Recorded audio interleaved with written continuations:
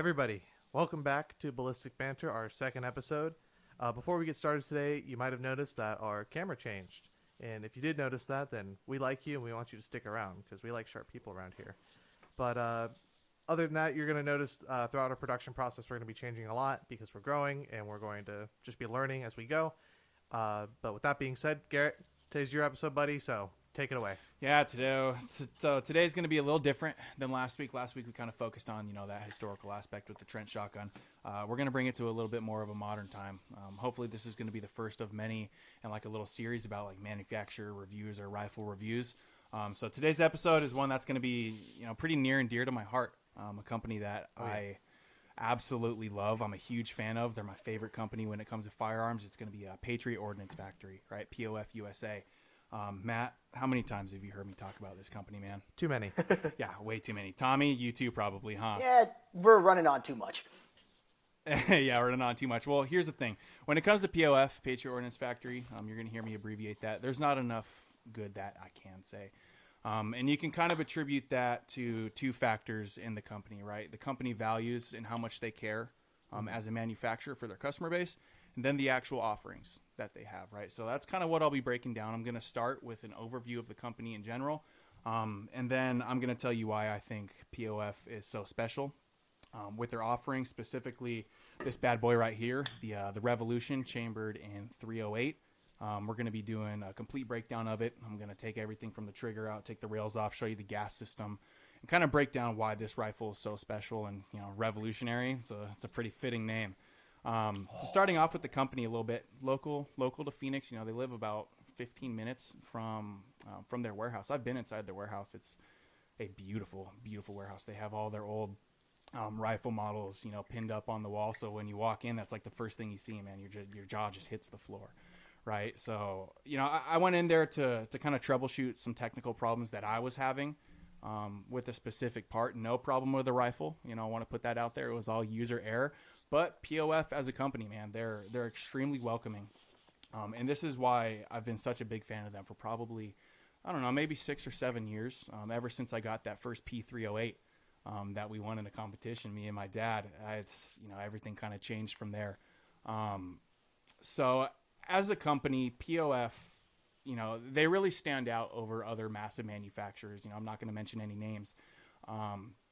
But when it comes to their customer base, I think POF is at the top of the line with how much they care, with how much they interact with their customers, and just their overall love for that base, right? I've been shouted out multiple times on their Instagram. I've been able to call them. Even, one of the dudes who helped me fix my rifle, he gave me his phone number. He said, man, if you ever have any problems, call us up, right? So, having that care for the customer base and having, them show that throughout the entire company is, it speaks for itself. And what I really think that trickles down to is the owner and founder, Frank DeSama. I don't think I've ever told you about him, Matt. No, it is the first time I'm hearing about it. So. Yeah, Frank DeSama. He's the owner and starter of POF. Tragically, he did pass away fairly recently in a car accident here. But as a man, from what I've seen, what I've read, what I've heard, he is a standout person, down to earth. And, he wanted to run his company like that. So you can kind of see how having someone lead the company like that trickles down that line. Yep. And really sets that standard for the company as a whole. You can see those values in the company, right? So that's that first reason why I'm such a big fan of POF is that when it comes down to it, they truly love their customer base, and you can totally see it, whether it's social media, whether it's just getting in contact with them, whatever it may be. All right, the second reason is, it's going to be the majority of the reason is the offerings in their rifles, right? So for those of you who don't know, POF, in my opinion, makes the absolute top of the line when it comes to AR platformed rifles, whether it's 308, 350 Legend, 5.56, 300 Blackout. And if I could just interject here, that is a bold claim, Garrett. There are a lot of high-end ARs out there. There are a lot of quality platforms. So you might have struck a nerve with some people, depending on what man. And when it comes to it, dude, I've gotten in arguments about it. Absolutely. Because, I've spent so much time on these POF platforms, thousands and thousands of rounds, that it's going to speak for itself. And I can kind of elaborate on that as I go over the offerings, right? So POF as a brand, it's all manufactured in-house right here in Arizona. They mill it and engrave it onto their receivers. Yep. When it comes to POF's base offering for a 5.56, right? I've showed you it, Matt, that Minuteman rifle. The Minuteman. Right? What do you think of that? That thing's beautiful, isn't it? Makes me think I want to get one. Exactly. As a base offering, POF's quote unquote, they call it their entry level rifle. I beg to differ. Most entry level rifles for people who are just getting into it, it's going to be like a $700, $800 rifle with nothing special to it. Well, POF kind of breaks that barrier with that entry level, quote unquote, for the listeners, with just an insane amount of upgrades, from an oversized barrel nut to an adjustable gas block to having that drop-in trigger system. And I'm going to break down all that when I actually dig into this revolution to show you why POF is so special, right? But they have that entry-level rifle all the way up to more competition level rifles like these guys right here, my Renegade Plus, and then my Revolution, the direct impingement version of it. They have that wide variety of those offerings, and it's not just the AR platforms. POF, they don't really want to reinvent the wheel over and over and over again like a lot of these massive manufacturers do. They just came out with a lever gun chambered in 9mm, the Tombstone. Have you seen it? I have. I was seen gonna say, that. we just talked about it. We were talking about it. That's sick, dude. It's a repeater with M-lock rails. It takes 9mm magazines. The proprietary magazines for the Phoenix that they have. And dude, the thing is wicked, right? Yep. I would die to get my hands on one of those and try it out. I've heard, that thing is just silk. It's just smooth as can be. So one of the things I wanted to mention, not to throw you off your flow here, you're good. But once we kind of dig into this, we're kind of almost acting like a consumer guide, right? So we want to show you why POF is so special, of course. But if you're, a first-time AR buyer and you just don't know what you're going to go for, this is kind of the higher end of what is available to you. But now, if it really speaks for itself in the quality. Now, if we wanted to tell funny stories about first-time AR buyers, Matt, you and I have a good friend who made it. Hey, we've all been there, buddy. We have some good friends, some really good friends. They know who they are. No, they do. And we're not gonna bring that up. But we're not gonna mention any specific names because this is a POF episode. I'll mention my own name. I'll mention my own name really quickly. So when I think I was 19, we went into Sportsman's. Oh no, you can already tell that's gonna end poorly. And there was a Bushmaster XM15 Orc, and it's in 300 blackout. How long's that barrel, Matt, for a 300 blackout? It's long enough. Go ahead, a 16-inch barrel for a 300 blackout. It's okay, man. We've all been there. I know. It was one of those things of like, well, we don't know if we're gonna get another chance to get it, but obviously it's one of those common fears. It's all right, man. The worst mentality to have. That's why I'm not. That's why we're not. Yeah, it really Here's was. the thing, man. But no, there's no slide against that, man. My first AR was a regular Diamondback 5.56, man. There's nothing special about that rifle. I still take it out. It's my Coyote gun. And if I drop it, which I have many times. And mine isn't even. I'm pretty sure mine isn't even stuck. I don't know what the guy who owned it before me did to it, but it has like the floating barrel stuff set up on it, not like the classic. You got your free floating barrel, your handguard and stuff like that. It's no slide against it. It's just running the mill. But there's nothing wrong with that. If it works, point being, there's a lot of people out there that are like, I don't know what to buy. Exactly. What should we start out with? And if you have the budget, if you're in a good enough spot, then POF might be the move for you. And we're really gonna get into the itty gritty parts about it and all the stuff. Now, Garrett, my one question for you right now though is because of course I am again off in the faraway land of Narnia, known as the East Coast. So POF is not a local name you hear around here. It's very far away. I don't have a lot of shops around that would say maybe sell these. So are they a relatively young company? I mean, I guess within the context of other distributors and manufacturers. They are not. POF has been around for about 20 years. Actually, this last year was their 20th anniversary. Okay. They came out with a 22 platform called the Rebel, and they did a 20th anniversary version. Tommy, I urge you to look it up. They based it off of the Tommy gun. Oh my God! A drum mag kind of 22. Dude, it's sweet, man. I would have died to give. I saw them in the shops, and man, let me tell you how many times I almost bought one. There's only 200 of them, I think. Oh wow! I will so it's say, very limited. So it was one of the offerings. I will say one of the offerings that I was really just inclined to buy just for the name itself was the press kit, the 6.5 Creedmoor. 6.5 Creedmoor. Oh my Just god. because I Reach out and touch obviously, you, huh? Yeah, exactly. Oh yeah. That so is- obviously a lot of people don't know, but I used to live in Prescott, and Prescott's near and dear to my heart. It is a really cool town. I met a lot of really great friends up there, and changed me for the better, I will say. Yeah, that's one thing that POF does is they're very loyal to Arizona. They absolutely are. They chambered that 9mm pistol caliber carbine. Guess what it's called? It's called the Phoenix. Yep. Right. That's one of their newer offerings too. A lot of the times you see companies, and I love CMMG. CMMG makes some awesome products, but you see a lot of these companies chambering, the ARs in 9mm, but it just looks like a basic AR, right? POF, again, they don't reinvent the wheel, but they make it proprietary to themselves, right? So. Again, and it kind of goes back. I could spend an entire episode on just telling you about their offerings. Oh yeah, we could just sit here and not even touch the rifle Legend, and probably just talk for another hour. Yeah, exactly. Easy. I could talk for another hour just on the offering, but I really want to break down why it's so special and kind of show everybody. So I do urge you, if you are in the market for a very high end AR, even if it is one of their quote unquote, the entry level ARs. I'd say I'd rather buy something nice once than buy once, cry crap once. 3-4 times. And I have tell to you right spend- now, I will never need another AR over these. No, because absolutely of not. how well they run. And I've shot them too, so it's I Dude, can it's also like, attest. It's like glass. It's And like at this running point, glass. at this point, I will make there is a big difference between buying a nice gun, for example, and getting certain parts for it that you need in order to make it run. Like for example, your Vortex scope you've got on there versus buying a very Oh, cheap pile of metal Garrett, let's go trade in my Bushmaster.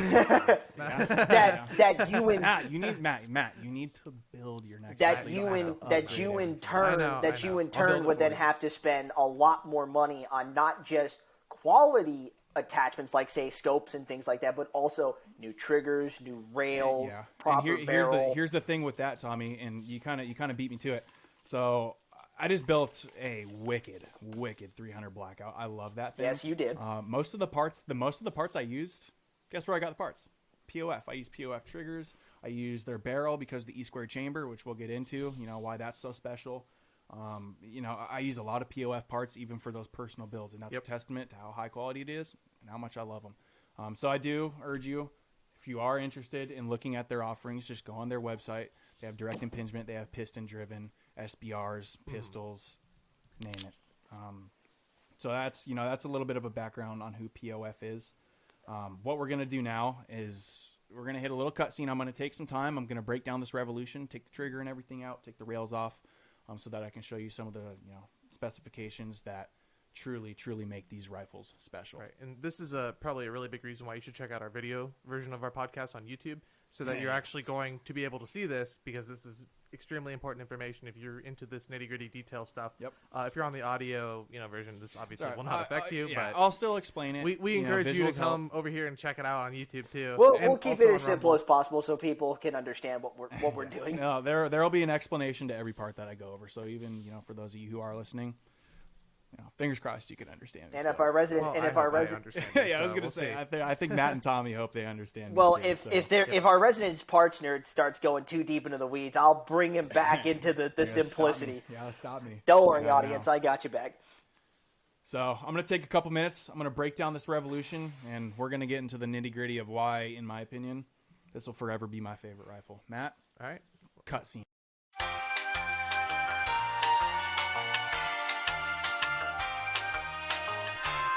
So we're back with our YouTube compliant breakdown. I wish we didn't have to cut that out, but so be it. Don't want to get a strike. Don't want to get flagged.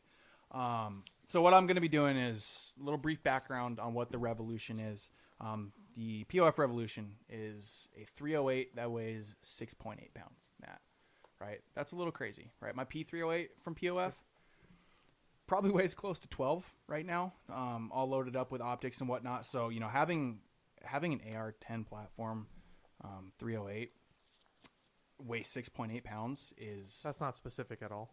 is unreal. What, the 6.8? Yeah, no, Yeah, I know. I've read it a couple of I times. know, you know your stuff. Well, but the thing. But to Garrett's point, though, it's still almost unheard of. My M1A, which is also 308, is about the same as his other 308 he was talking about. It's 12 fully loaded with a full complement of ammo. It's about 12 to 13 pounds. Exactly, They're heavy right. guns normally. And so that's a testament to what POF has done with this rifle, because they truly made, you know, an AR-10, a 308 fit into an AR-15. And a lot of the components that, you know, you see from an AR-15, you know, shoots 5.56, dimensionally, they're exactly the same as what's on this gun. So that's kind of what I want to break down. And, you know, I said it earlier, the name Revolution, it truly is a revolution of what's been done in the firearm community, in manufacturing as a whole, because, dude, in all honesty, I don't know how they did this.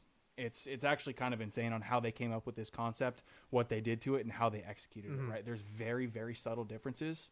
Obviously, you know, someone like me can look at it and kind of point those differences out, but to a regular viewer of this rifle, you know, they see it on a wall, you know, all they see is that oversized mag well, and they're like, dude, what the hell is that thing shooting, you know, for how, you know, compact it is, right? And they make a 12.5 inch version of this gun too. It's not just the 16-inch barrel, right? They make a pistol version of it too, or an SBR version of it, which is, it's crazy.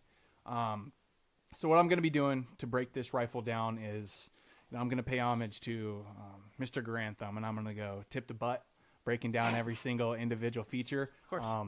Pretty much everything is proprietary to POF. You should have been wearing your flannel. I Yep. should have. Should have been wearing your flannel. I know. We could have all worn flannel. I know. We could have. Let me go home Same and get it real flannel, quick. I know. In fact. Yeah, so I'm going to be breaking it down, starting from the muzzle. You know, talking about what POF has done with this rifle and just all their offerings in general, because you do see a lot of these parts. Actually, you see all these parts on pretty much, you know, their AR platformed offerings. And in my opinion, it just truly makes them stand out. So starting with, you know, the upper, we can kind of just start with that muzzle, right? This is their triple port muzzle brake, and you know how hard a 308 can hit. It's nothing insane, but you know, you're gonna feel a little kick depending on, you know, what platform you're shooting. This triple port muzzle brake, it's nitride heated for one, so you know you're not gonna have any corrosion, especially with all that carbon and that gas coming out of it. This brake does absolute wonders. I mean, Matt, you've seen me shoot this thing unsupported with one hand, you know, floating in the air. Yep. You know, for a 308, that's incredible, right? How many other 308s can you see that you can do that with, right? Well, I go to an outdoor range, so none. I don't go to ranges in general. I just Yeah. go to the desert. God bless Arizona. Yep, absolutely. You know? But this triple port muzzle brake, and it's the same thing as, you know, on my Renegade Plus back there. This muzzle does such a fantastic job of mitigating that vertical and horizontal recoil. And, you know, it does that for a couple reasons, right? We're going to pop some pictures up of all these individual parts. Yep. Matt's going to do a little bit of his editing magic. But obviously, you know, kind of based on the name, it has those 3 ports in the side. But, you know, that's going to control, you know, kind of that horizontal aspect of it. It's going to keep it very level. It's going to make it, you know, a super flat shooter. But it also has these holes milled out on top, right? So there's going to be 3 on the right side, which is going to help mitigate that vertical recoil, and then there's going to be 1 on the left. So, you know, you can kind of imagine, in my mind, this is made for, you know, a little bit of a right-handed shooter. You know, you see those slant brakes on AKs, you know, that help mitigate it a little bit low left. Yep. Right? So, in my opinion, I could be wrong on this, but that's kind of how I see it on why they put those, you know, those holes milled right there. But as a brake in general, you know, if I was building an unsuppressed weapon, which I fully plan on doing again very shortly, it's a horrible, horrible addiction that I just love. Oh, we know. I can tell you right now, I will be using this muzzle brake. Probably for any build that I do, that's going to be dedicated unsuppressed. Yep. Right. So that triple port muzzle brake, fantastic option.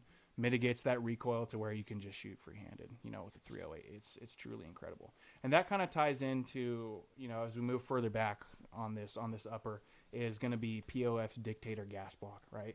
And this gas block is actually what kind of got me into this weapon in general, is because, you know, I do have plans to suppress this. I will very shortly. You know, once my can's out of jail, ATF, please clear me. You know, it's, you know, this gas port and this gas block is truly made to be suppressed and completely customizable. So why don't you go over kind of on a basic level of the gas block? How do they operate, and what are their prime? Okay, so a gas block, as your projectile is going down your barrel, Yep. right? Obviously, it's a completely contained system because, you know, your brass is back here inside of that barrel extension in the chamber. As that projectile goes down, it's creating mass amounts of pressure, right? That gas is flowing, and when it hits this gas block area, right, there's a little pinhole that's drilled through the barrel that vents this gas back, and it vents through this stainless steel gas tube, which is, eventually what feeds into your bolt carrier, the gas key, which is what cycles your gun, right? And so it's that added pressure of the projectile moving, and everything else is just dwell time and extra, added back pressure. Right, and the reason why I say that is because you hear a lot of the times, like, oh, that guy's, gun's overgassed or it's undergassed, or I'd rather it be overgassed. You're right, yeah. So Yeah, primarily overgas is the issue. Yeah, but unless you want to wear your parts out. just but, well. exactly. So just for any of those.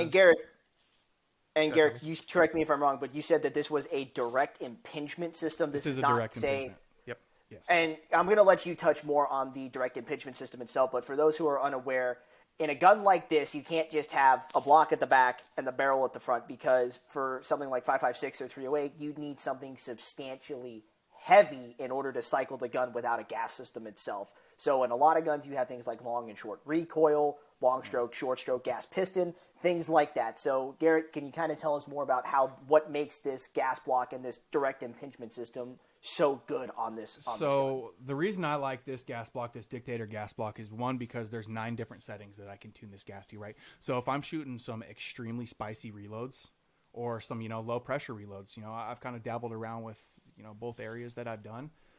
If I'm shooting low pressure, I'm opening up my gas port completely, right? I want that thing to vent as much gas as I can. But if I'm shooting those spicy reloads, or if I'm suppressing this weapon, I can turn this guy down, kind of trap some of that gas off, lower that back pressure and let the can do the rest, the suppressor do the rest. Mm-hmm. It's completely tunable to how I want to shoot, right? So you really just want to find that perfect setting based on your ammo versus your suppressor, however you're running your gun, to reliably cycle it as soft as you can.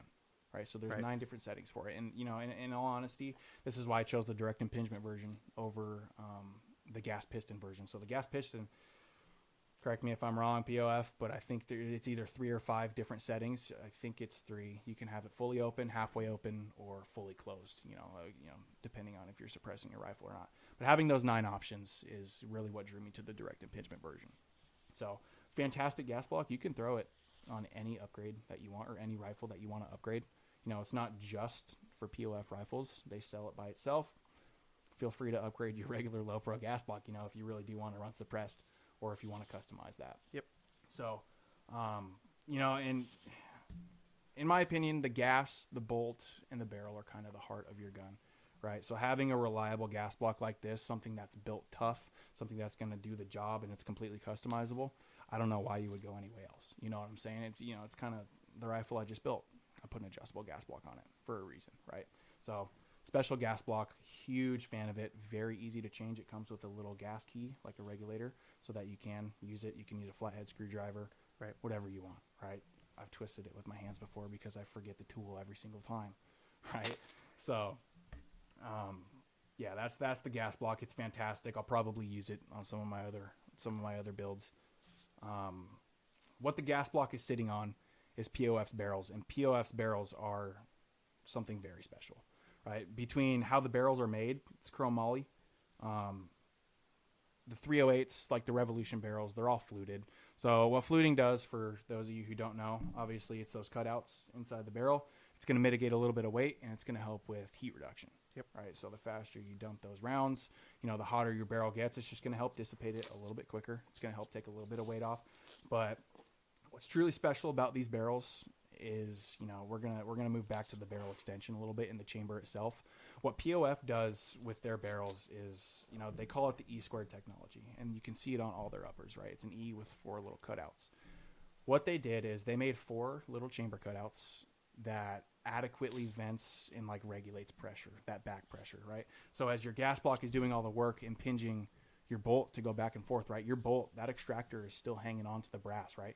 If you get some spicy reloads or whatever it may be, some high pressured rounds, especially if you're still in the break-in period, right, mm-hmm. of your rifle, that brass, it could stick. It's going to be a very tight fit in that chamber. So what POF did is they made 4 cutouts, right, the E-squared chamber, that adequately vents it, and it almost prevents it from over expanding in that chamber and getting stuck. So one, it's going to save your ejector, or your extractor, sorry, it's going to increase the life on that just tremendously because that added back pressure, it's not putting so much, that strenuous activity on ejecting that round. And it's going to reliably, eject that round better because of it. So POF's barrels, again, I used it on my 300 blackout build. I'll probably use them for every other build that I do just because of that feature. One, the barrels look good too. The function, in my opinion, it's unmatched. I don't see any other companies doing that. I could be wrong, right? But that E-squared technology, the fact that it's going to save my extractor, ejector, just increase the life of my barrel in general and all those little springs. Yep. Why would I not put it on there? So, Right. so I have a question for you. Yeah. So you're talking about your spicy reloads and some low pressure, rounds and all that stuff. What would you recommend? So, say I buy this right out the gate. I want some ammo. What would you recommend that I just take out? Ammo-wise? Yep. For a 308, man, honestly, the good thing about these rifles is it can run anything from your cheap Wolf steel-cased ammo Okay.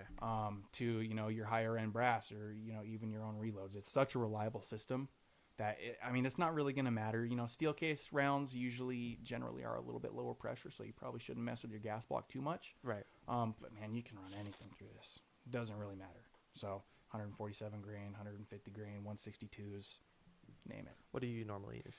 Well, it's a little Tough question. couple different rounds. I usually use the 162 grain full metal jacket boat tails that I reload with the Wow, IMR. I think it's he's 60, going 61 he's going with powder. the heavy hitters. Yeah, Okay. yeah, a little bit heavier, but I have a 1 in 10 barrel twist in this, right? So 162 grain should be absolutely perfect for that 1 in 10 twist. For those of you who don't know what twist is, it's how many revolutions that projectile makes in a foot, right? So 1 in 10 twist for every foot. For every 10 inches, it's going to rotate once, right? Right. Mm-hmm. So the smaller the twist rate, when you get to like a 5.56, you see, in short barrels, like a 1 in 7 or something like that, on like an 11.3. For every 7 inches, that projectile is gonna rotate one full time around. So Okay. yeah, the more And basically all that's designed to do is it's basically helping the cartridge get up to speed as it's leaving the barrel. And the thing you just have to watch out for is if you're not paying attention to like what loads you're putting in, sometimes what happens eventually is basically it just preserves the life of the barrel in a sense. So like if you just keep throwing rounds downrange at high speed, the twist rate can either chew up the barrel or it won't, and it just depends on what you're running and what the twist rate is. And of course, every rifle you run into is going to be different. And I think that 1 in 10 for what Garrett runs is probably going to be fairly for a reliable, 308, fairly solid. That 1 in 10 is perfect. A lot of it depends on the grain and the weight of the projectile you're shooting too, right? So for a heavier projectile, you're going to want a smaller twist rate so that you can stabilize it. So like for a 300 blackout, right? Dude, I really looked for a 1 in 5 twist barrel, but I couldn't find it. So I got a 1 in 7. Not a big deal, right? But the heavier you go and the more subsonic you go, you kind of want more twist with it. So a little bit of background on that twist rate, kind of in over my head on some of those details. But Well, yeah, you just don't want that round tumbling before it leaves the barrel. no, Last thing you need is a squib. And for those who are interested in what we mean by squib, go look at some of Kentucky Ballistic's new "I Blew My Gun Up" videos. I know. Yes, God, those because suck, man. Those break my heart. They truly do, man. I'm just glad he's okay after that. The big one. oh god, Yeah, that we'll talk. We can talk about 50 slap round, huh? We'll cover that a at a dog for much that. later date. He's a dog for that. But getting back to this one. Stick a thumb in it. Yeah. Getting back to this, this Dictator gas block is paired with just a stainless, straight gas tube. POF did that for a reason. I feel like most of the reason that they chose that straight stainless gas tube is that, on your general gas tube, it's going to have that little curve to it. So there's, some heat buildup that goes around those corners. It's just mitigating as much heat as they can, right? Why not? So another thing that they have on their barrels that I'm a huge fan of is this heat sink barrel nut, right? This guy right here. It has about 3 times the surface area of a regular barrel nut. Fits your standard tools and stuff like that. So you can use all your regular tools when you're installing it or taking it off. But this heatsink barrel nut, it kind of plays in conjunction with the fluted barrel, right? It's all about heat dissipation and, positive surface area contact, right? So the more rounds you dump, obviously the hotter it's going to get. But having this added aluminum, 3 times the surface area, it's going to help dissipate your heat a little bit better, a little bit quicker. I think it's like 3 times faster at dissipating your heat. Don't quote me on that, but it's something like that, right? So it's just another thing that they've created to, kind of up the system, make it more personalized to them and just make it more reliable and, man, just better for the shooter in general, right? So that, that's kind of that barrel system between the barrel nut, the muzzle, and then that dictator gas block. We talked a little bit about that E-square chamber. The uppers, dude, they're fantastic. And one awesome thing about POF's offerings right now is the Renegade rails, right? So I have it, on both of my rifles. Matt, feel how light this is? Yep. It's like a feather. It is actually like a feather. It quite literally almost weighs nothing. And I've dropped it before, like fully assembled. You see a ding or a scratch on it? I don't know. You don't. Exactly, right? It's light, but damn it, dude, it is tough. Yeah, right? when we were breaking it down, off camera, he passed it to me. I was like, "What's this made of? Is that it? What is that? What is that? Is that a paper? Yeah, I really couldn't believe it. This thing is super light. Yeah, well, it's light, it's good looking, and dude, with how slim it is and how sleek it is, yep, man, I almost wish I would have built that 300 Blackout not in FDE because I wanted to use this. Yep. Right. So if I could get my hands, or if I start Cerakoting or whatnot, dude, I'd totally blast this thing in FDE, put it on that build, probably over any other rail system. I know, like Geisley Mark IV rails, the one I have on there, dude, I love it.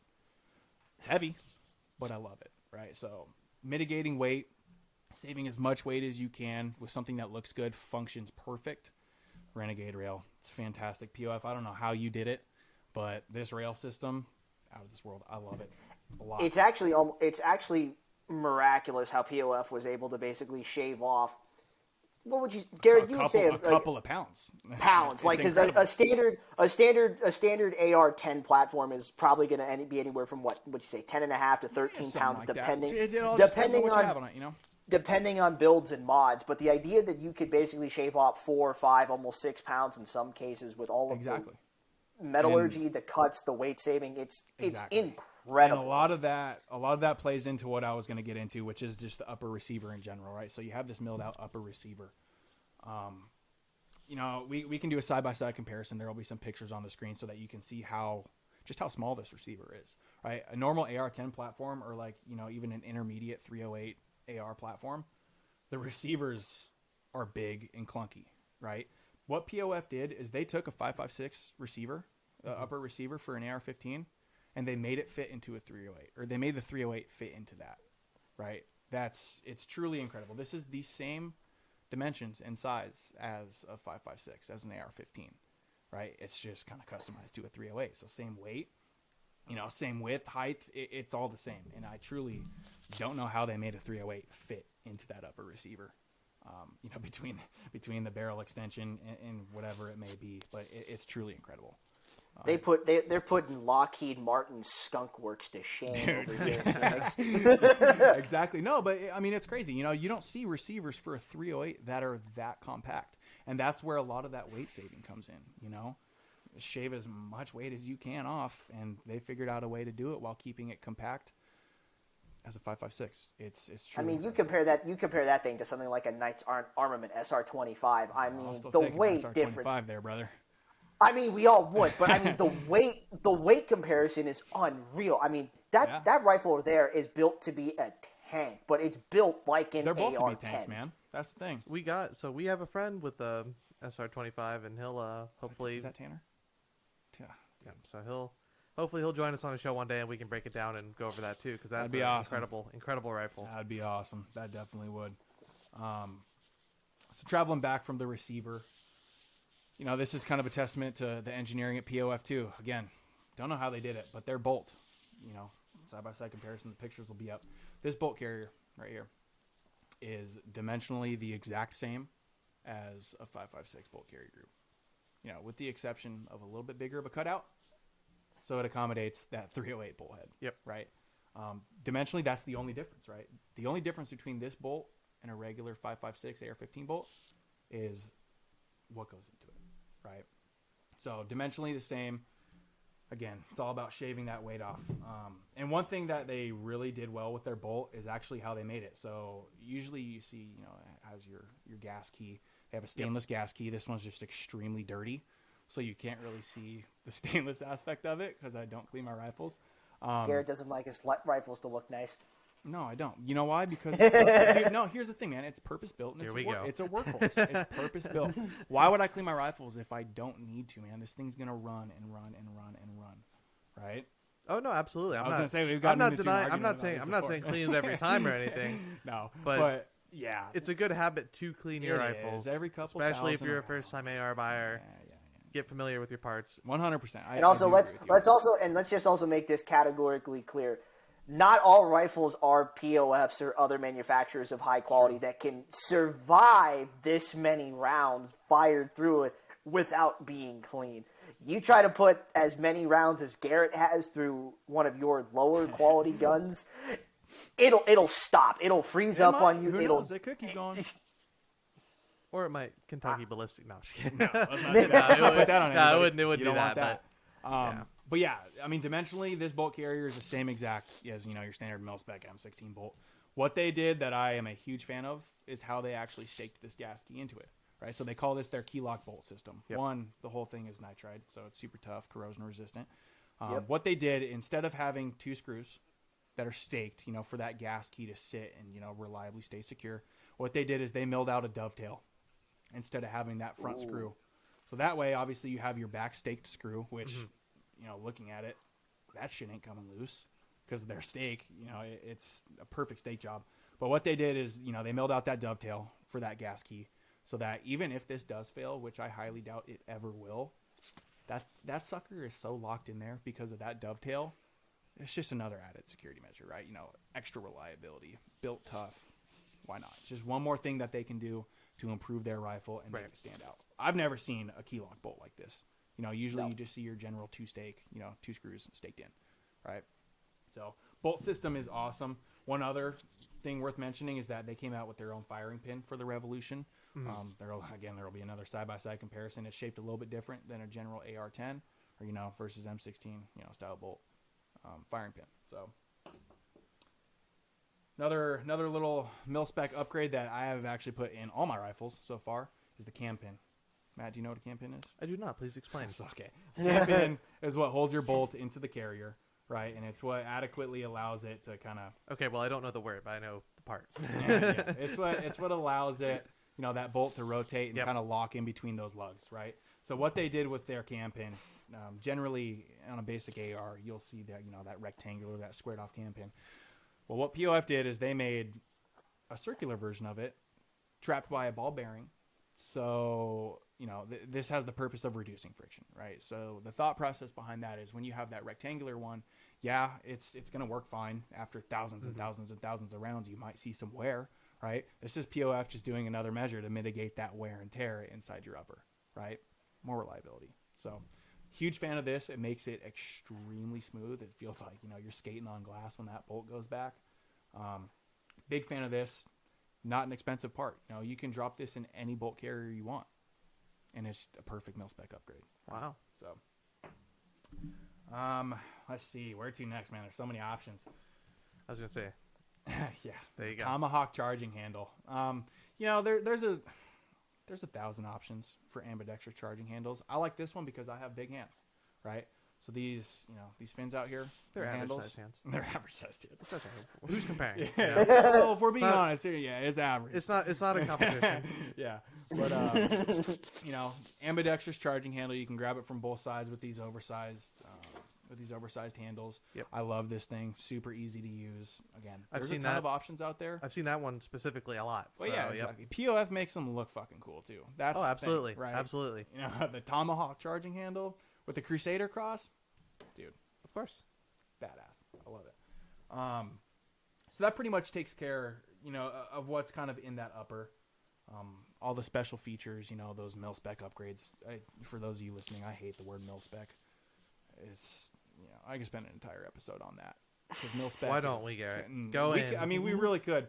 But the upgrades that POF puts in their rifles, even just specifically for this upper, truly make them stand out from the rest of the competition, right? That E-squared chamber, the oversized barrel nut, the adjustable gas block, You know, their muzzle devices, dude, they're incredible. It makes you feel like you're shooting, you know, on glass. It's like you're skating on glass. It's so smooth.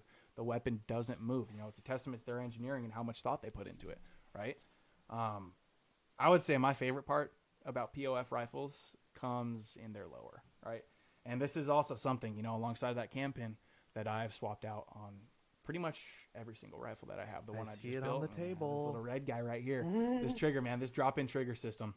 Yep. I have not enough words to describe how much I love these POF triggers. And I'm not the only one out there. You know, Alabama Arsenal, hopefully you guys have heard of them, or him out there.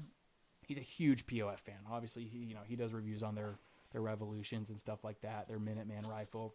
But, you know, when he does his own custom builds, he puts this drop-in trigger system in there because it's so crispy, right? It's perfect.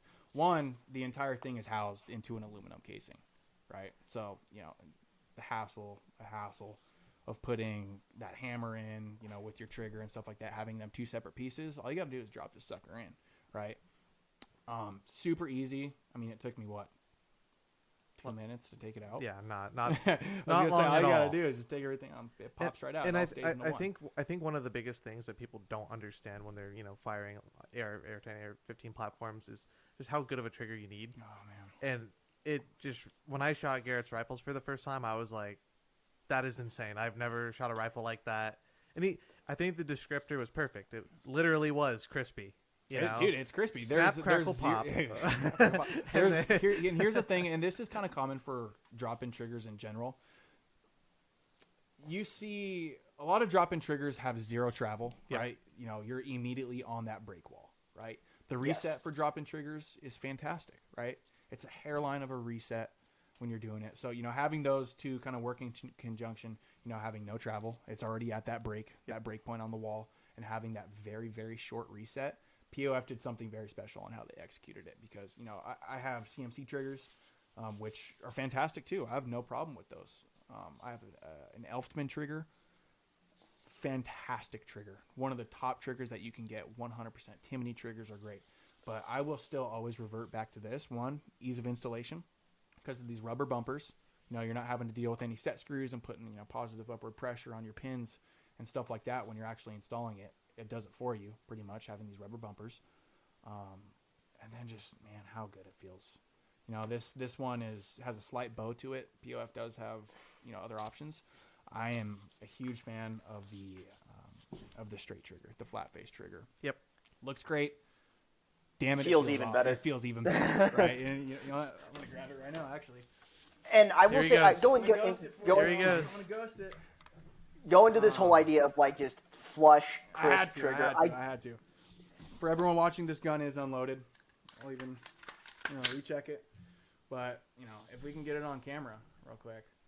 Having that trigger, zero travel, right? For those of you watching, zero travel. Have that clean break. And then for the reset, it's just a hairline. It's already reset, right? Yep. I wish you could hear a little bit better on the mic, but man, that Well, flat face and you know, trigger, I this will never kinda- use anything else. Just come shooting with us, you know. We'll let you. Just come shooting. Just come out shooting with us. And You'll- but you'll you know, this kind of gets back to something that we had jokingly talked about last week when we brought up the whole talk about the bullpups and why those triggers are so awful. It's because of that because transfer I'm used to bar. shit like this, you know. Well, no, I but that's refuse just to it use though. anything Like, else. Yep. and as someone like me who really loves like old school rifles, who loves old school style 2-stage Mauser triggers, which still to this day are some of the best you can POF put makes a 2-stage on. trigger, and it's damn good too.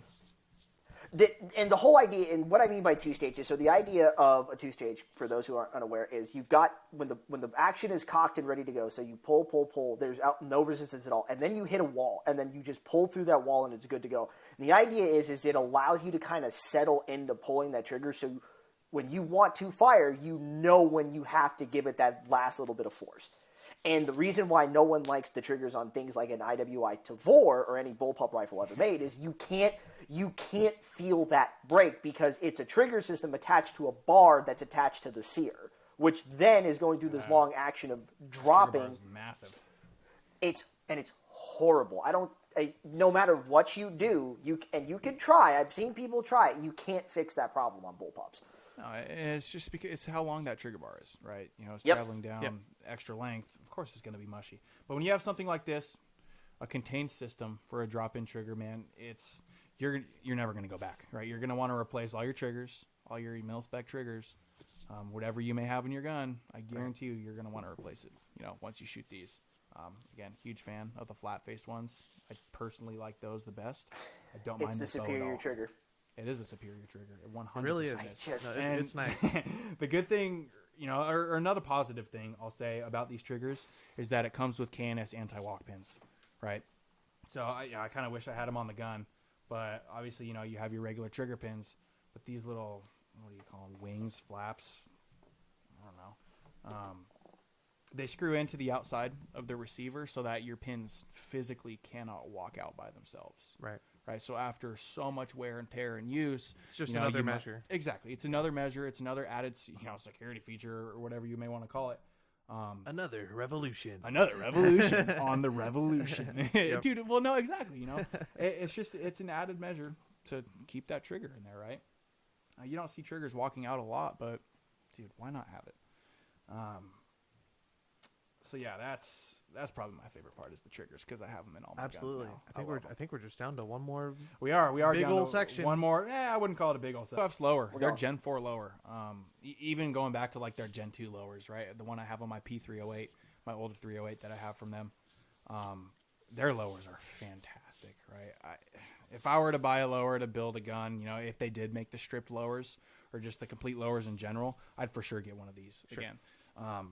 You gotta stop talking about the P308. I keep thinking of a P38. You dirty rotten scoundrel. Yeah, okay. Dude, I missed my chance to buy one of those. Yeah, you should have done it, man. I know. You should have done it. Yeah, you did. But I mean, what? Yeah, but yours was a post-war build. It wouldn't matter. Chandler Tactical is like, we told you so. We told you so. And I You was should have just built. like, Yeah, you should have come taken on, it before man. someone else did. I know.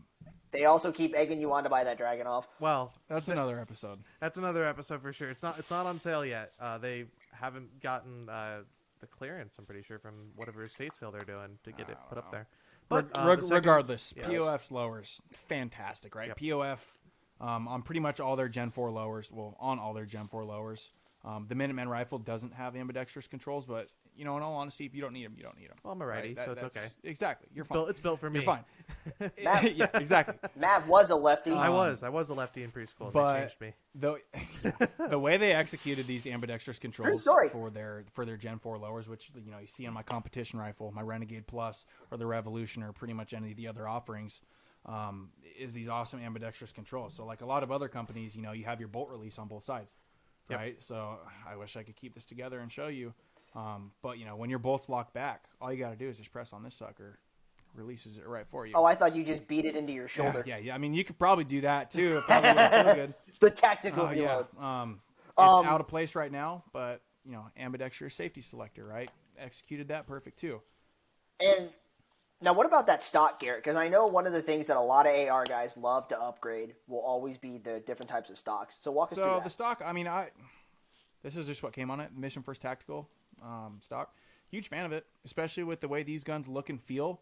It's a perfect addition to it, right? It looks like it fits. It does fit.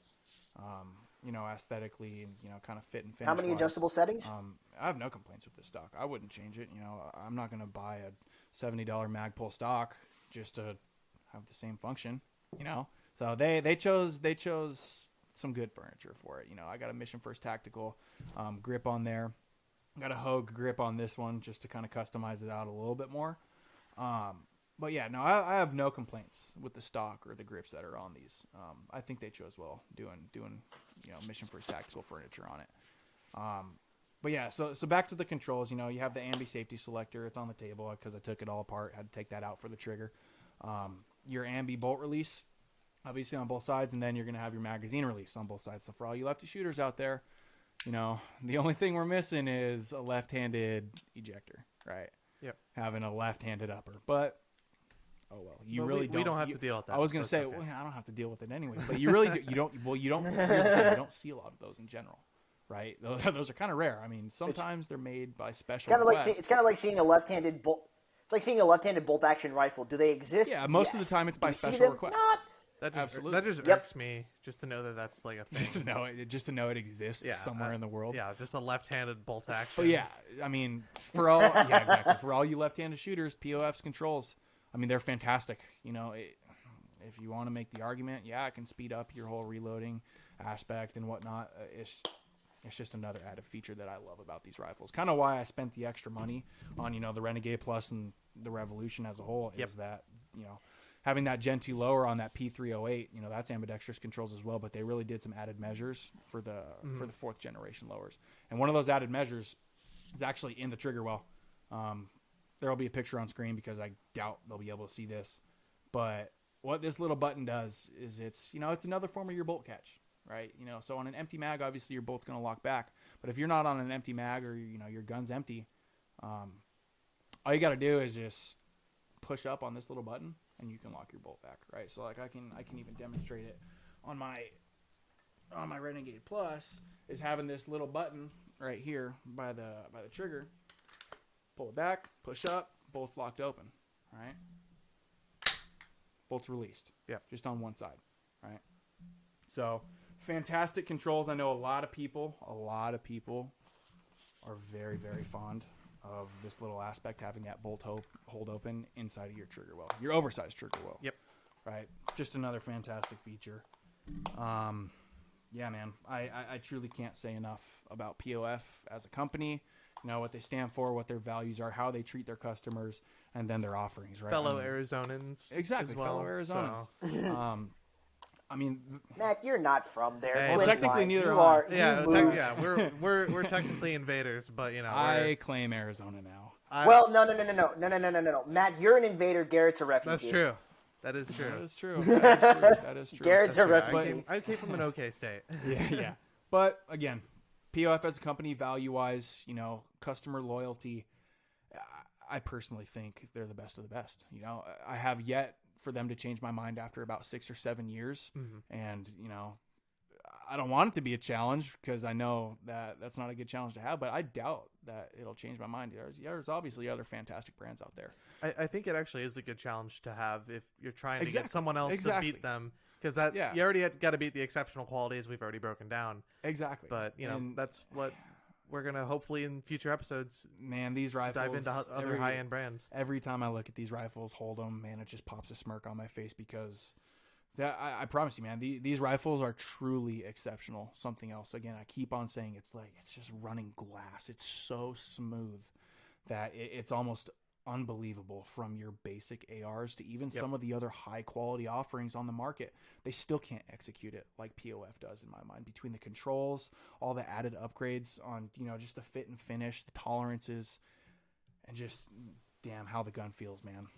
I truly can't say enough. I think that weight saving characteristic might be the biggest highlight of the firearm itself. Yeah, I mean, exactly. The idea that you could have a platform And that's that good, that well built, but that light is exactly. And unbelievable. that's why the Revolution's so popular. I mean, so I think the Revolution came out in don't quote me on this, 2016, something like that. The original piston version of it. It immediately won NRA's Gun of the Year. It won ISC's Ballistics Best because of how accurate it is. I've seen people take these things out way past 1,000 yards, no problem. Right, that's a damn good shot. Right, look up Alabama Arsenal on YouTube. He does that shit all the time, dude. He did it with their 12.5 300 blackout. What the hell, right? Between winning those awards, Ballistics Best, NRA's Gun of the Year, I mean, dude, it speaks for themselves, right? If they're winning these awards, it's obviously for a reason. Yep. Can't say enough good things. So, and like I said before, I don't think people just realize how good they are until you've actually shot it yourself. Exactly. So if you got a buddy that has one, or you want to, maybe to order it online, check it out, and then just see how you like it. Yep. Definitely recommend. If I do buy a 5.56 in the near future, Garrett's looking at me. He's like, "You better." Son of a bitch. When I know. God, When- man, you kill me. You really do. Go ahead. Yeah, so I was going to go into the story about how I didn't do that, and then I bought something else, which we'll cover in another episode. But that was a good purchase. So Yeah, it was a cool one. if I was going to get an AR at this, at right now, I would probably go with POF. Mission accomplished. Mission accomplished. I'm a huge advocate. That was If you the can't whole tell. point of the episode. To convince Matt to get a Just to POF. convince Matt to go get a POF. No, I mean tomorrow. I've already shot it. I know, I trust Garrett more than anybody with my guns, and his own guns, obviously. If I need help with something. God, that's insulting. Sorry, Thanks, Tommy, Matt. but I got you. You were Tommy, with my, you're a history man, brother. You're with There's my no you're with insult my intended. older guns. You're with my older Yeah, guns. exactly. But overall, You're one older gun. one singular older gun For that now. For now. For now. For now. That's a good problem to have, though. Yeah, it is a good problem to have. But point being, if you're new to the AR, buying scene, this is definitely a brand you should be checking out.